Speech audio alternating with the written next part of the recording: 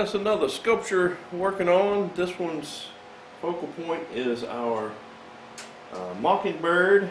This was my grandmother, Virginia Chandler, favorite bird. We used to sit on the porch and listen to the Mockingbird in the evenings. And we're in we're in Southern Virginia, and she lived in Eastern Virginia, but mockingbirds are all over the country. I think they even have them in California, so this is a very common bird. Their look varies a little bit from region to region, but this is what it looks like around here. It has two white stripes through his wings. Now this is a three-dimensional sculpture. It's on right now it's just on a pipe down in the ground, but it's meant to take on and off of our sculpture so that we can repaint it, and at this point paint it. And it's been welded together. It has a 3/4 inch rod that starts down here, it goes up, makes kind of a candy cane shape inside of it, and then there's a big piece of steel across here, and then there's another piece of steel that goes up on the inside, of course, that goes up to his beak, because we want to stiffen up this whole thing. We don't want it just to be welded around the bottom on one little rod so people get on it and start pulling on it. So inside here there's right much structure that you don't see. And then I'll get you closer with the camera, but all of this is texture, and it's all done by MIG welding. The eye is actually three-dimensional. It's been hammered out from the inside. Well, it's hammered in and then hammered out from the outside, inside before we welded it together, and that's all three-dimensional. The beak here has some extra weld on it that makes it three-dimensional. The feathers up here are three-dimensional kind of feathers. They're kind of shaped like feathers, but it's all weld and then ground smooth.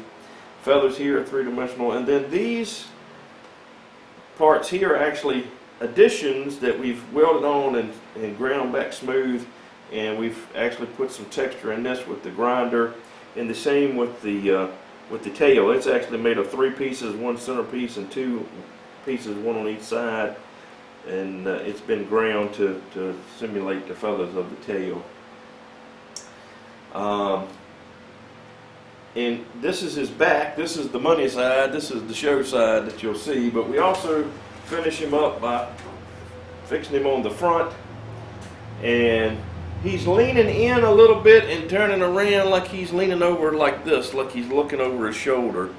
And so we've kept that orientation on his head, and this side is showing his chest more than his back. So it's Mockingbird isn't very colorful on the front or on the bottom. It's more of a light gray, light brown sometimes, but kind of a light color on his chest. And so that's what we've got thus far. We've got him a little nostril in here. We welded it, built it up a little bit on this side. We've got a grind line for his bill to where he can open his mouth. And that's about it on this side. But I'll give you a picture of his, like looking at him down the side. Nobody will see this here because there'll be leaves and flowers and all kind of stuff in the way from either side. Nobody will see the thickness of him, but I wanted to show you all on camera how thick he was. And so each side looks like he's a little bit fatter than he really is. I did that just to keep the weight of the sculpture at a minimum, so that I can move it basically. This thing by itself probably weighs, I don't know, 40 pounds, something like that. And it's made out of 1/8 inch steel. All of it's 1/8 inch steel, or 11 gauge, and then all the welds and things are MIG weld. So I'm gonna bring you in here closer and let you see if I can get this in the light so you can see the dimensions of this. All right, I think I get some of the feathers in the picture there, and you can see that they're built up weld. It's the way I did that. And we'll pan you down a little bit and let you check out his wings here. And I may turn that a little bit too.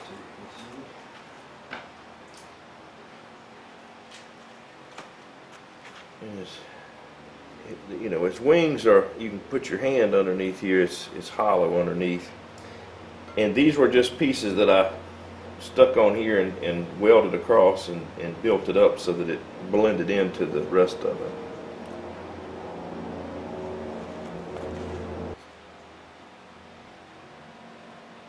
And there's his face with the details. You can see the added an extra weld line and then a groove for his bill, and his eye pops out at you three-dimensional. Alright, this one is the tree. This is a dogwood tree, and I've done right much welding on this tree so you can see the texture of the welds.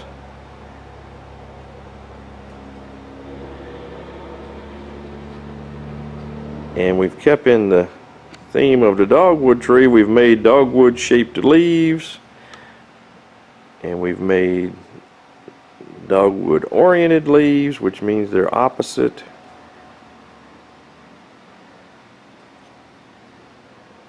And in a minute I'll show you the flowers for this, but this is looking pretty good. Hard to get you back far enough where you can see this, but this knot hole would have been another branch, because the branching on a dogwood is opposite,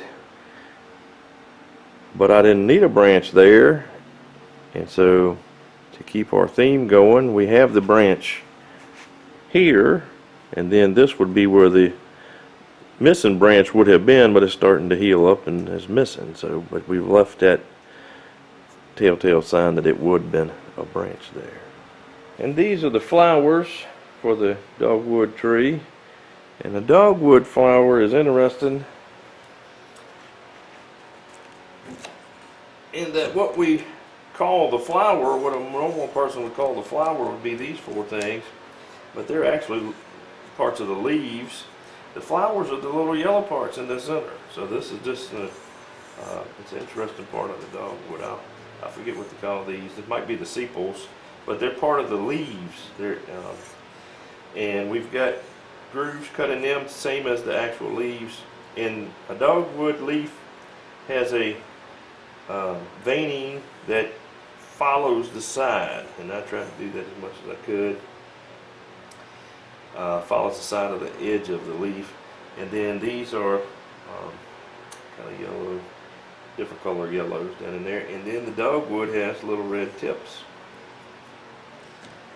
And my grandmother's name was Virginia, and so I named this sculpture Virginia, and the dogwood tree is Virginia's state tree, so that's part of the reason I picked that. And she had dogwood trees in her yard, all over the farm, in fact. And the way we attach these is I have a bolt on the back. Well, the bolt actually is a carriage bolt, and I've welded it in on this. I've cut a hole in the center. I've put the carriage bolt in this, welded it in good, and then I put my texture on top of that. And then this side on our tree part, there's some at the end of each of the stems, there's a heavy piece of steel that's got a hole in it, and this will go through there and tighten up. And then to camouflage that, I didn't get to show you that over there, it's kind of hard to show, but it has a little leaf sometimes, or a big one, on the back that kind of comes around and will cover this up so you can't see it from the back side. Now this is like most sculptures, it has a definite front. Most of the sculptures I do have a definite front, but they're set up to see them from all sides, so they're not ugly on the back side. They're just not as interesting. But we have six petals here, and I think about a dozen leaves that we did on this one. And I like this scale. It's a big scale. I like doing the big scale flowers, the big scale birds.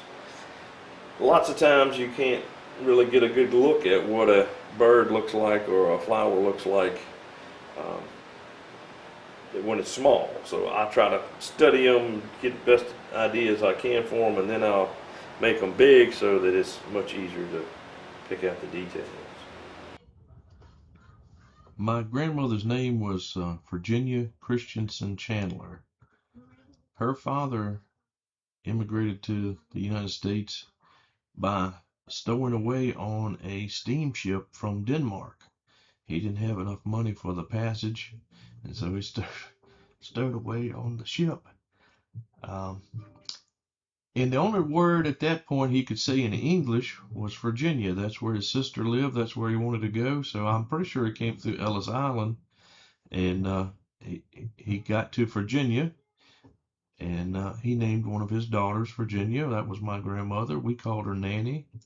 But I have many fond memories of sitting on her back porch, uh, snapping beans or shucking corn or what have you, whatever we were doing. She always had a big garden. She always canned. She always had lots of things for the children to help her with. And I have many fond memories of listening to the mockingbird on the evenings and talking with her.